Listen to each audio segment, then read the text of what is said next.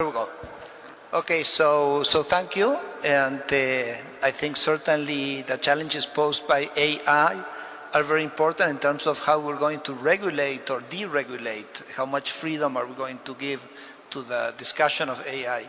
So I'm going to pick up on Leslie's thought-provoking presentation and ask myself, the first thing I want to ask myself is to what extent what we're seeing with AI is different from what we've seen in the last, say, 200 years. So this graph here shows the rate of growth of world GDP. I'm sure most of you know this graph. This is in log scale. So the slope of this curve is the rate of growth of world GDP. And we can see that over the last, after about, say, 17 centuries of pretty much stagnation, in the last 200 years, the world has exploded in terms of growth.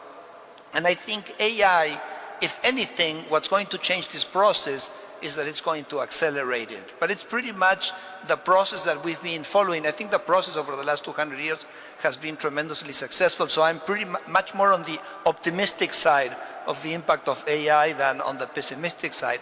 But if you notice on the two videos that Leslie showed us, the concern was on the labor market.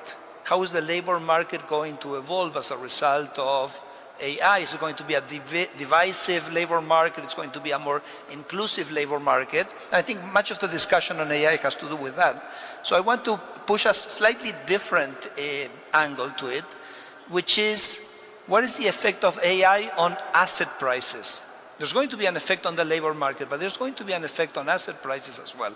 For example, this graph here shows the cost of solar energy, how it has fallen. It has fallen 90% in the last 20 years. And this happened actually without AI. So if AI increases and accelerates the process of energy transformation, it's going to generate a big impact on both on the price of energy and the assets which are related. I come from a country which is very strong in natural gas, not to speak about Saudi Arabia. So I think AI has an impact on the labor market. It's also going to have an impact on the price of commodities and therefore on the assets related to those commodities. Let me give you a second example, which is agricultural land.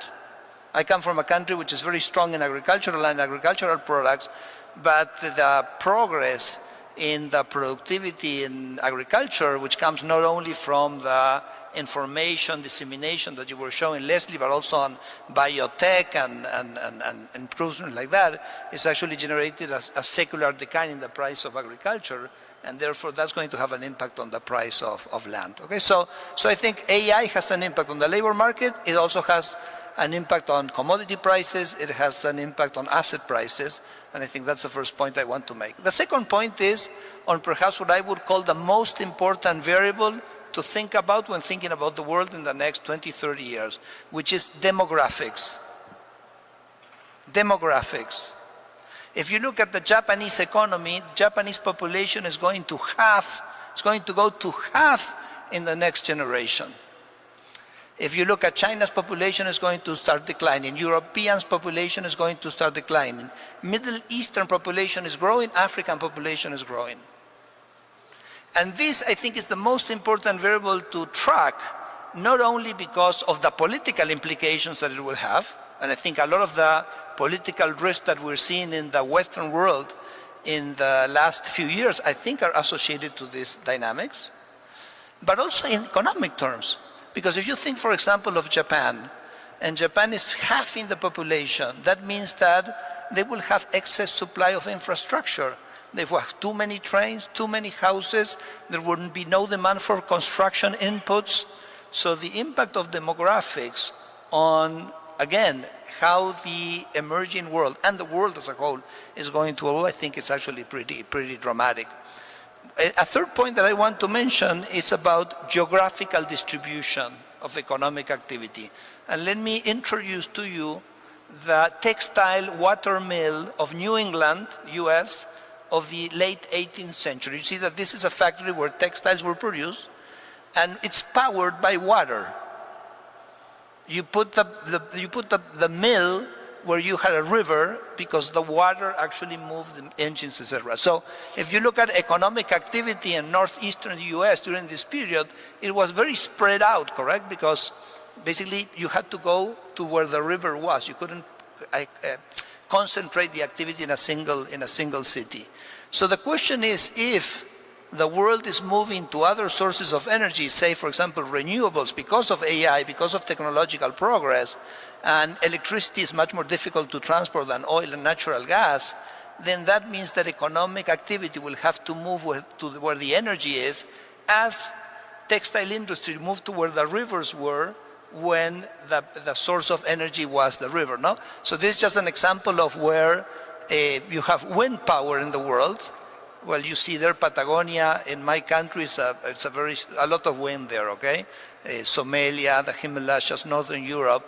So I think also the world is going to be facing a challenge in terms of where economic activity is going to be deployed, and this has to have to do with the sources of energy the world will develop in the next 20, 30 years. Let me finish by focusing on your question, which has to do about deregulation and deconstruction, okay? And I want to talk about this, which I call the Baltimore effect. Baltimore, yeah? Look, if you see the picture, that's I don't know if you remember this, in 2024, a big ship hit a bridge in Baltimore, the US, and the bridge came down.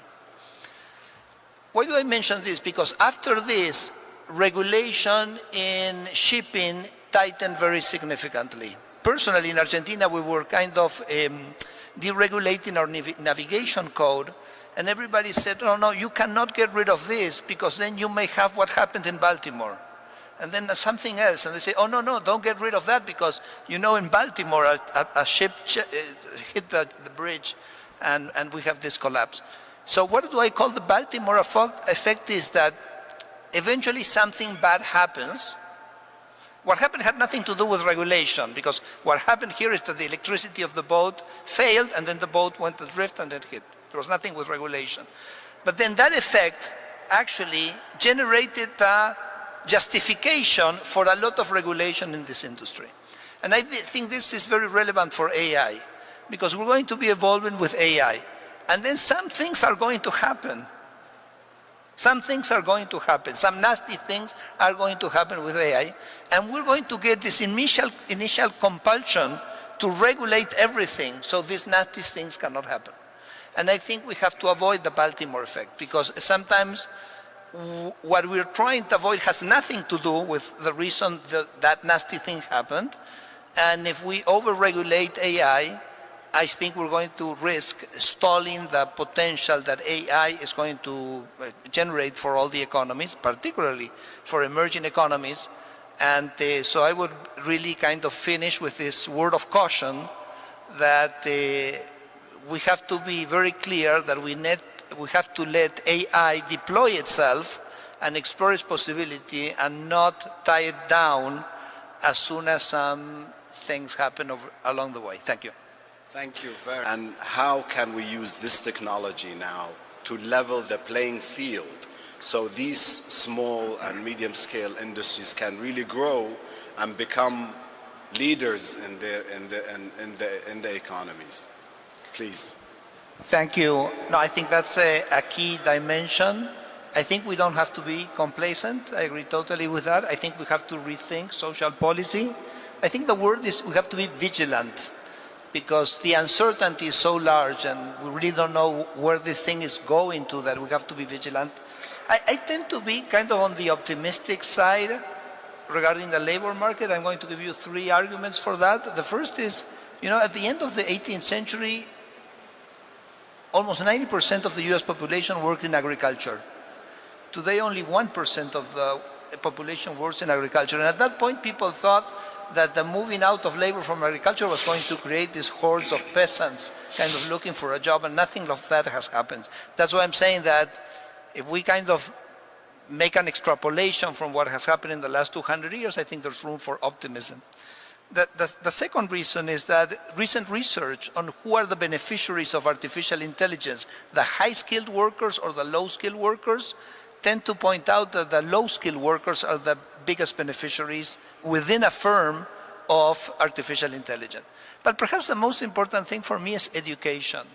Like, my kids don't read books, the textbooks in school, they don't read anymore. You know what they do? They watch videos on YouTube, and they learn from that.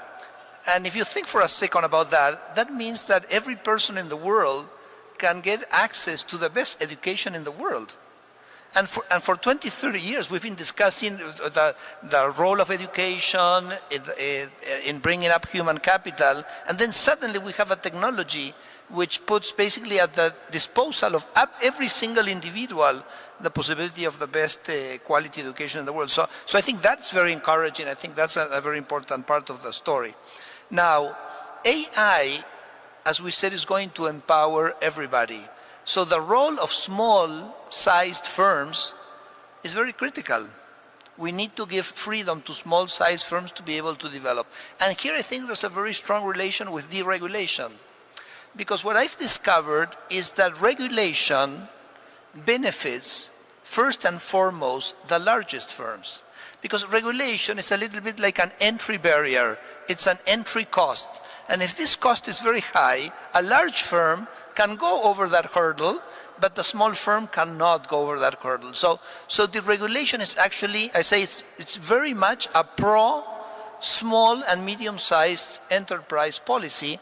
It's also, let me say, probably not a problem in this country or in the developed world, but certainly a problem in the region of the world I come from. The regulation is also an anti-corruption policy, because the less regulation you have, the less opportunities for corruption you have, no? So I think deregulation is a key ingredient. Having a more freer economic environment is a key ingredient of the potential for small and medium-sized firms in the near future, and I think that is even more so relevant given the development of AI.